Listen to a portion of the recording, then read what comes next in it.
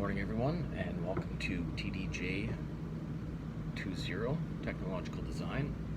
I'm your host for this educational video. My name is Grayson Mitchell, and today our lesson is going to be on disassembly of a device.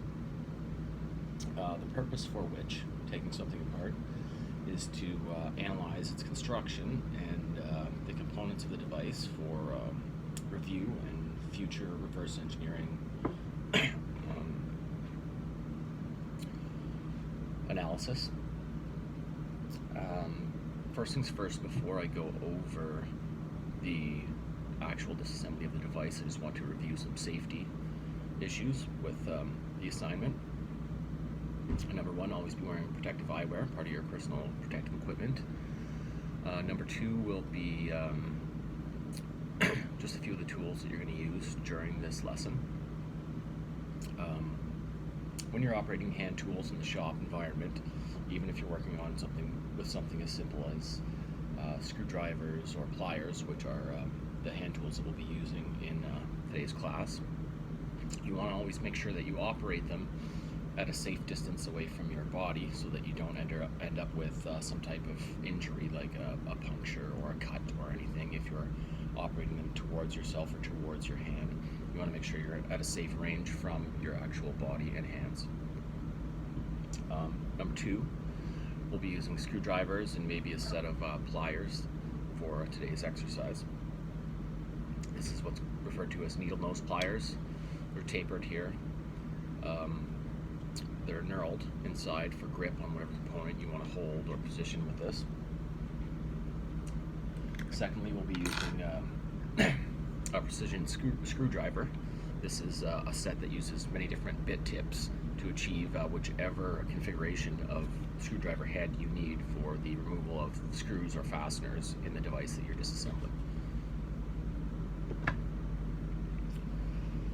So, a couple items about taking apart a device. Number one, the purpose of it is to record data for understanding the design and analyzing the components of the device. So it's always good to have a notepad, and so you can record any of your observations or findings when you're disassembling something. Materials.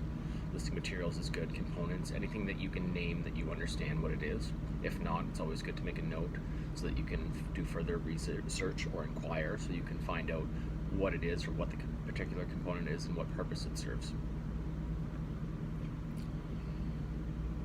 Okay, that being said, the device I've selected today is a digital alarm clock radio. Fairly straightforward design. AC power. Always make sure, if you are going to disassemble an electronic device, that it is not plugged in, so it poses no risk of electrical shock to you or anyone around you who might be in the vicinity. Also, before going through disassembly of a device, you want to make sure that you're not going to take apart anything that might contain hazardous chemicals, gases. Typically you would see this in any type of refrigerant or cooling device such as air conditioner. Never take those apart. They contain Freon. You don't want to take something apart that potentially contains any hazardous or toxic metals. Thermostats, thermometers typically contain dangerous substances like mercury. There's also a wide variety of other things. So make sure you know that you're working with something that's safe for you to disassemble. So first thing I'm going to do is make a few observations about the outside of this device. Just very basic, straightforward. This has a lot of perforations across the top of it. I presume this is a speaker for the alarm or the radio function of this particular device. We have a cord here, ungrounded. This is for delivery of current to it so that it operates. I have what I presume is a radio antenna here for picking up AM, FM signals so that you can broadcast radio frequencies and listen to music. We have a digital display here, all kinds of data here. Your station you're tuning to. This is your AM PM setting for the 12-hour clock. A battery component here with the removable lid. and here's where you would connect a 12-volt battery if you were going to run on DC power.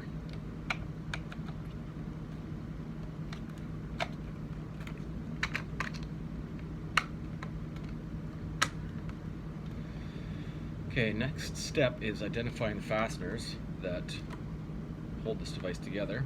I see what looks like 4 Phillips head screws in here. Matching a screw head is sort of empirical process. Essentially, you want to try until, if you can't visually identify what the particular screw is, you just want to try different heads until you get a fit that's nice and tight so you don't strip the screws. In this case, I'm fairly certain this is a number 1 Robertson, sorry, Phillips head bit, so that's what I selected from my cassette of bit tips here. So I'm going to go ahead and start removing these screws.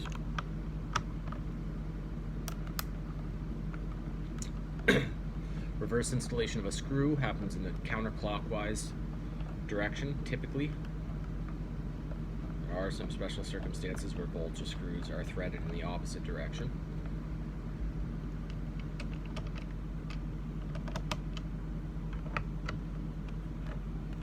I'm going to go ahead and release the second screw here, counterclockwise.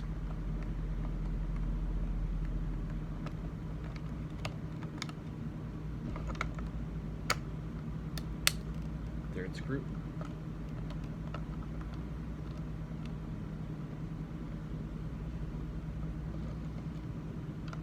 And the final screw.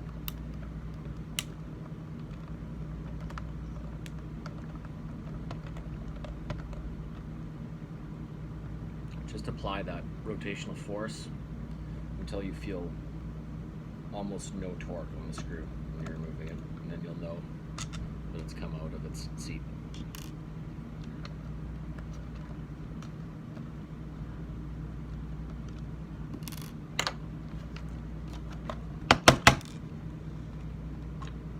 Now I'm going to go ahead, now that I have the screws out, and remove this upper part of the housing here so I can have a look inside.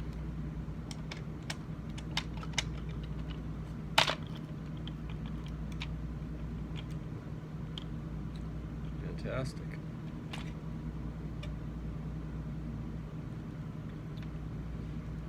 Now, on this particular device, the LCD display is preventing me from removing the housing all the way. So what I'm going to do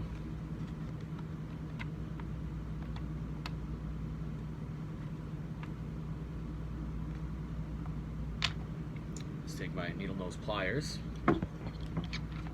Doesn't appear to be fastened with a screw. And I'm just going to give it a ever so gentle little pry in there to remove it from the pins holding it in place.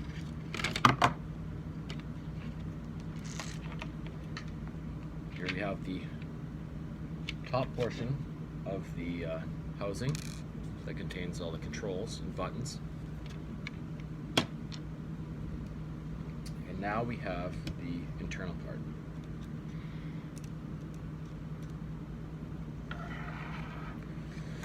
Now I'm going to go ahead and make a few observations. Here we have the digital display. This is connected by a pin of webs, transmit electric current to the display to show whatever the data is that it's presenting to the operator. We have a small acoustic speaker here. This is for broadcasting the radio frequencies or the alarm signal or whatever sound is going to come out of this device. I think what I see here, if you'll note, this AC power supply here comes into a small unit on the side here. If you can see this, I believe this is a transformer which will take the current from this power supply and reduce it to an appropriate current for the operation of this device.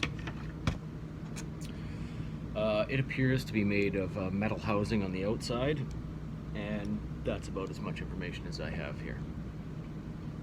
Another portion of this is a integrated circuit here contains lots of things that, for the purpose of this class, are unnecessary to identify: resistors, capacitors, small electronic devices, all essential to the operation of this device. I have a switch here.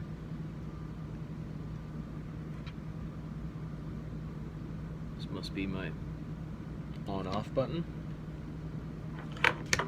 And I can see these internal dials. This one would control volume, I presume, and one would be for adjusting the frequency band that you're tuning into. I'm going to take a couple notes because it's always prudent to record data as you go through the process.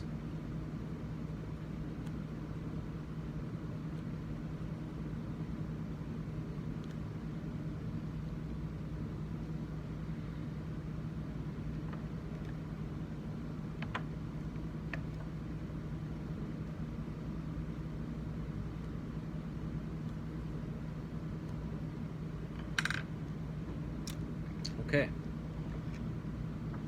that's about as far as I'm going to go with this disassembly today, because I was able to make a significant amount of observations. I see some copper in here. This board, I presume, is made of silicone or plastic, or a combination of the two.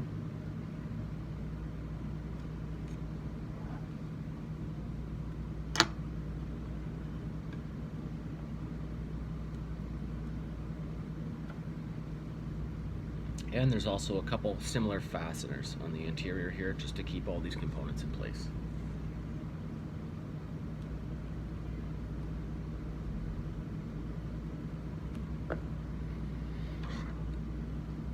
So that concludes my video for today,